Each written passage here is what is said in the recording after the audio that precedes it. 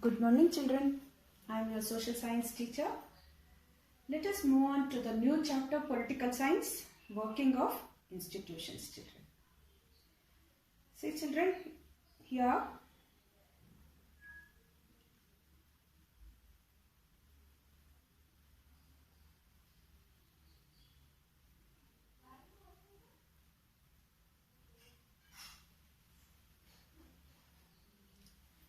see, children, you may be thinking in the country here, who is taking the major decisions, you may be thinking. To the entire country, you may all be thinking who is the major decision maker. So it is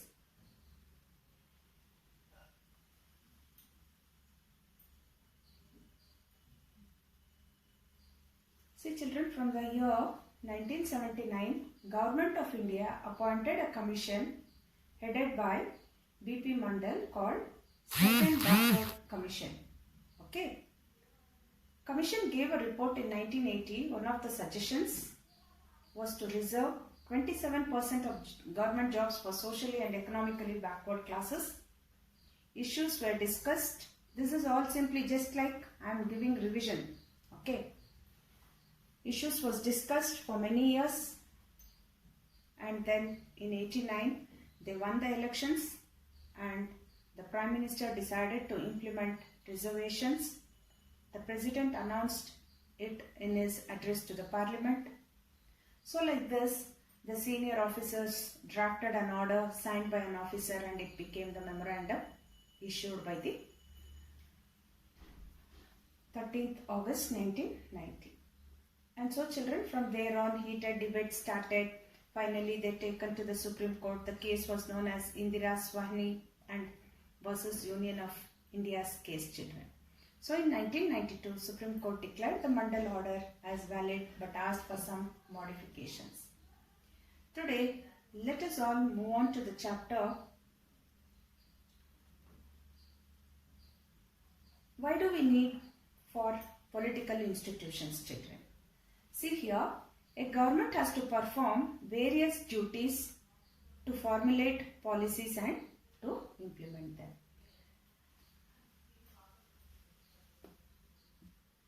Formulate policies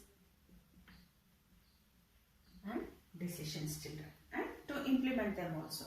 Some have to formulate schemes, some have to take decisions, some have to implement the decisions, and then the need for institutions to do all the above. Okay. The constitution of a country lays down basic rules of powers and functions of each institution. The Prime Minister and the Cabinet take all policy decisions. So here the Prime Minister and the Cabinet takes all policy decisions. Understand, children? And then the civil servants take the steps to implement ministers' decisions. Supreme Court solves disputes between citizen and government. Supreme Court solves disputes between citizen and government, children. And then the institutions are the legislative, parliament, that is legislative is parliament. We have learnt about these three organs, children, that is legislative, it is parliament,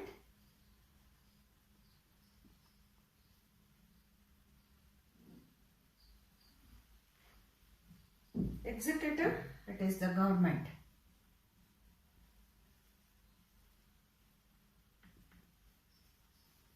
And write it in short form.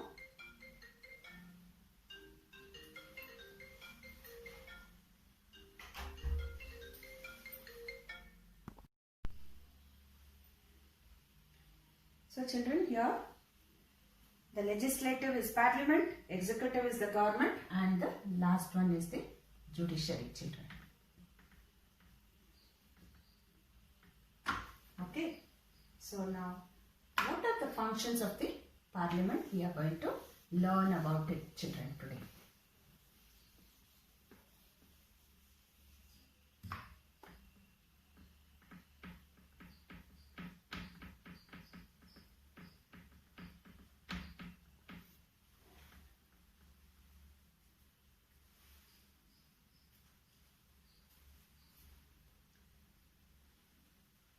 See children, in Parliament, in all democracies, an assembly of elected representatives exercise supreme political authority on the behalf of the people, children.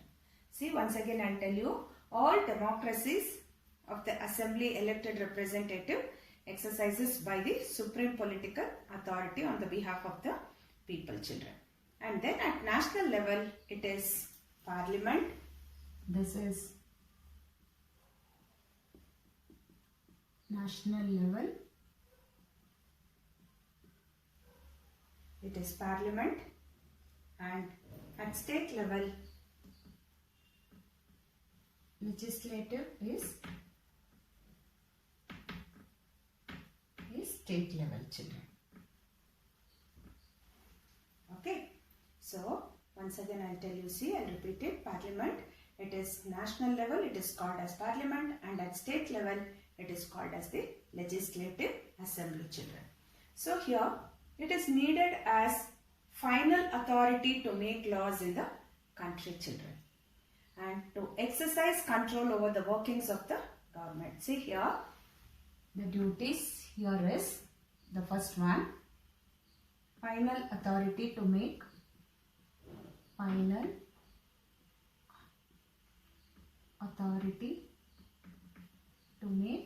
laws. Okay, in the country, to exercise control over the workings of the government.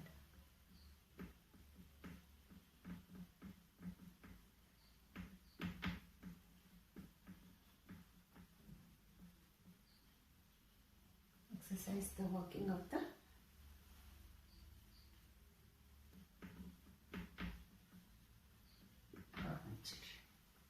And then the third one is to control the expenditure.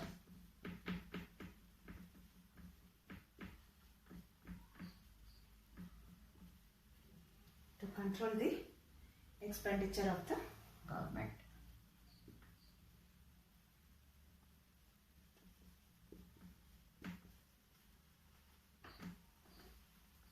The fourth one is, it is the forum of discussion and debate. Forum of discussion and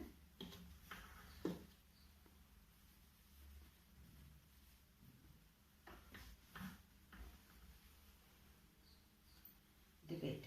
See children, here once again I will tell you, it is needed as final authority to make laws in the country, to exercise control over the workings of the government, to control the expenditure of the government, and to control public money also, children. As the highest forum of discussion and debate, it decides public issues and national policies, children. And so the next one is here, the two houses of Parliament, that is we have here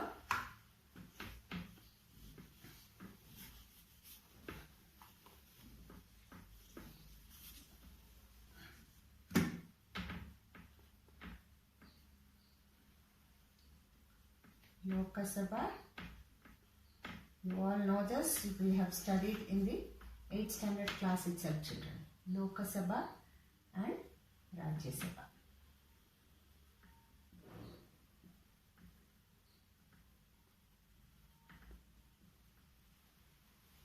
So here, the two houses of Parliament are Lok Sabha and the Rajya Sabha. The former has elected representatives and is the house of people, children. And the Rajya Sabha, it is, see here children, Lok Sabha, it is elected representatives and is the house of people. By the people, this Lok Sabha elected representatives are being elected. Okay.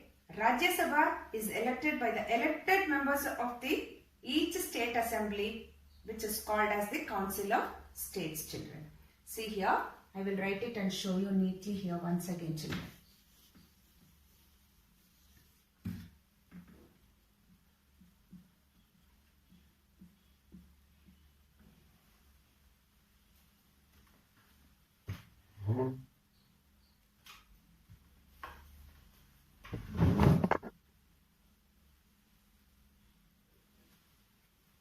Lok Sabha, see children, it is the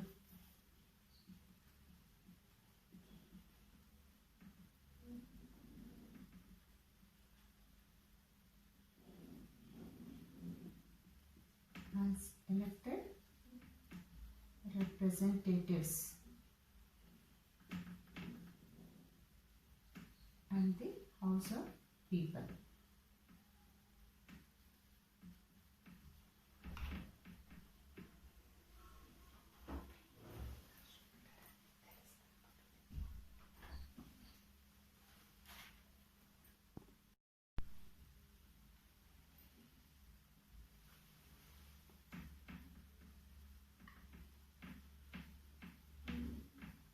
Rajya Sabha, elected members of the each state.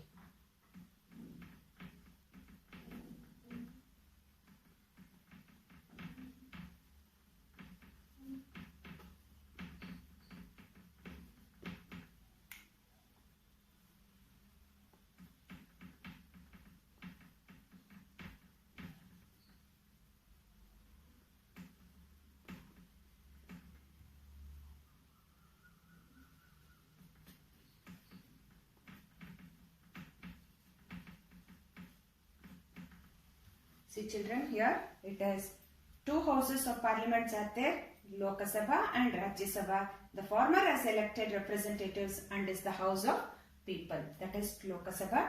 Rajya Sabha is elected by the elected members of each state each state assembly is called the Council of States, children.